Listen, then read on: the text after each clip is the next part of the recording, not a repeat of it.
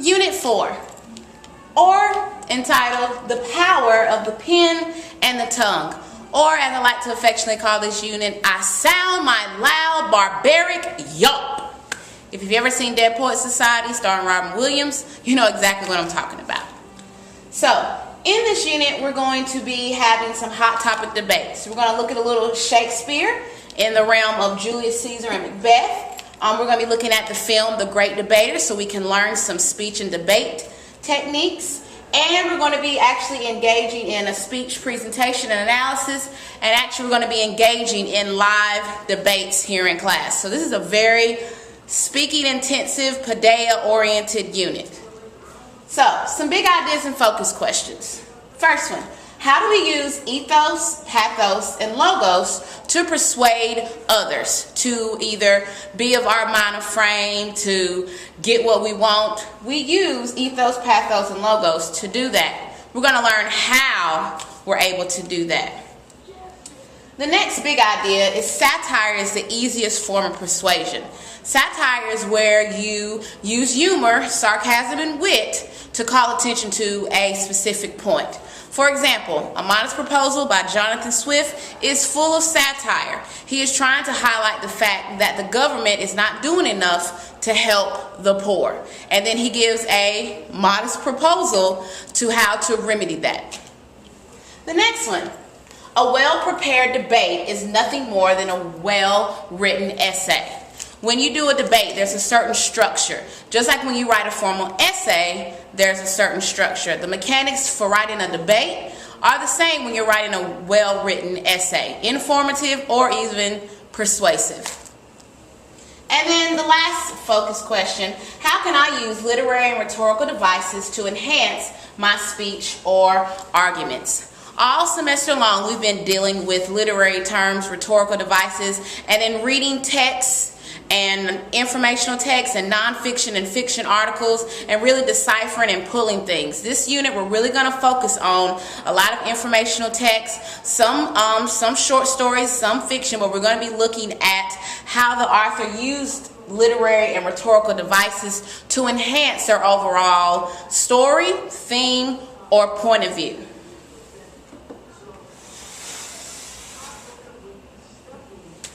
So, the main purpose of this unit is to read and analyze speeches. So what is a speech? A speech is any nonfiction work delivered orally to an audience. That's pretty much it. You've seen and listened to speeches your entire life. There are typically three main types. The first type is a political speech. That's any speech related to government or politics or some type of political or social issue. All those fall in the realm of political. An address. An address is a formal speech that honors an occasion or honors a topic, honors a person. Your senior board nights, you're going to be basically given an address. Your speech presentations you'll do here in class, that's an address. It's anything that's formal or sometimes informal that honors an occasion. The speeches that individuals give at graduation or commencement night, those are addresses. And then the last type of speech is a sermon. A sermon is a speech based on scriptural text. For example, Martin Luther King's I may not have been to the mountaintop. That is a sermon. However, Martin Luther King's I have a dream speech is an address. Don't confuse the two. Now, there are four main strategies in reading in speech reading or in informational nonfiction text, period. And we're going to concentrate on these four strategies. The first is you want to identify any PT. PT stands for persuasive techniques. So once you read the speech, once you read the text, you want to identify the persuasive techniques, the ethos, logos, and pathos that the author has cleverly written into the text to see how they persuade you. You want to then look and reflect on the effect that those persuasive techniques had on you, and then you want to ascertain as to why the author may have used that specific persuasive technique. The second is RD, rhetorical devices. We're going to go over those momentarily. There are 5 main rhetorical devices that writers use interchangeably in their writing. 3, ID and complete a soapstone. Now, soapstone is a way that you can critically reflect on and look at anything that you've read. Soapstone stands for subject, occasion, audience, purpose, speaker, and then tone. A soapstone analysis is very beneficial and effective when you're reading long text. It's also very beneficial and effective when you're doing standardized testing. You can literally scrib out a quick soapstone. So it's very beneficial that we learn this skill. It's also a primary skill that you will utilize if you decide to go to further honors classes or even AP classes and beyond in college. And lastly, reading strategy number 4, ID the tweens. I like to call the tweens theme, purpose, and author's point of view. Now, you'll get some of those within the soapstone, but it's important as you're reading the text that you understand the main idea, the prime premise, the theme, or the pattern of the text. What is the author trying to say? What's the author's point of view? Where is the author on this particular viewpoint or on this particular opinion or on this particular position? Let's say the author is writing on cyberbullying and she writes an article. What is her point of view? Even though the writer may be writing biased, you should be able to, once doing these strategies, identify their point of view or their position on an opinion, on a particular topic. And then lastly, you want to identify the author's purpose. Now remember pie. An author uses pie to persuade, inform, or entertain. So there may be different reasons why the author wrote what she wrote. Now typically the author's purpose you're going to be able to divulge or discover by completing the soapstone. But sometimes the author has cleverly hidden their purpose in the tweens or in between the lines.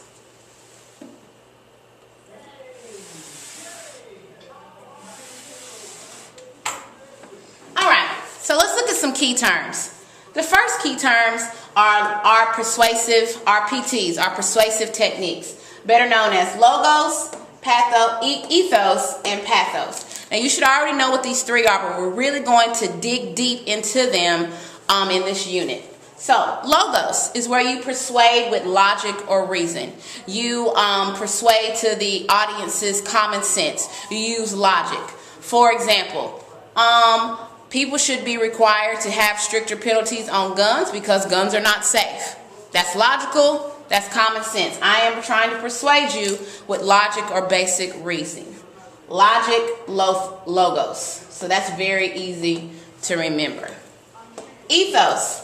Ethos is where you persuade with morals or credibility, meaning you persuade someone with your sense of values and morals and hope they resonate within your audience. You also use ethos while persuading with your credibility. As if I was the president of the United States, I would use my credibility, which means being a man or woman of integrity and righteousness. I would use that to persuade my audience. I'm the president. They know I'm a credible person. Therefore, the things that I say, they know they're probably true. So I'm persuading with my ethos. But the most popular one, the one that's easy to do, is pathos. Pathos is where you persuade with emotions. For example, one speech we're going to read is the address President Obama gave after the Newtown Sandy Hook school shooting. He did a lot of pathos in that speech. He talked about being a father. He talked about the emotions that must be running through the victims' minds. He really drew you in emotionally to persuade you to vote for stricter gun control laws. He used his pathos to get someone to be on his side of the argument. Now, the last thing, rhetorical devices. There are 5 of them. The first one is satire. Satire is where, once again, you use sarcasm, wit, or humor to make a point. Jonathan Swift's A Modest Proposal. Saturday Night Live. Saturday Night Live is the son of satire and parody. Jonathan Swift started it. Other authors followed along, and then pretty much comedians use satire, sarcasm, wit, or humor to make a point about any particular hot topic or social issue. Repetition. VIP number 1. Repetition is the most used rhetorical device out there. So repetition is restating an idea using the same words. So, just like this, I realized I was wrong. Just like this, I realized I was right. Just like this, I realized I don't know what I'm talking about. I'm repeating the same words. Repetition. It's very easy and it's the most used. Restatement. Restatement is where you express an idea using different words. Or another way to say that is paraphrasing. Parallelism. I really can't say that word. I think that's how you say it.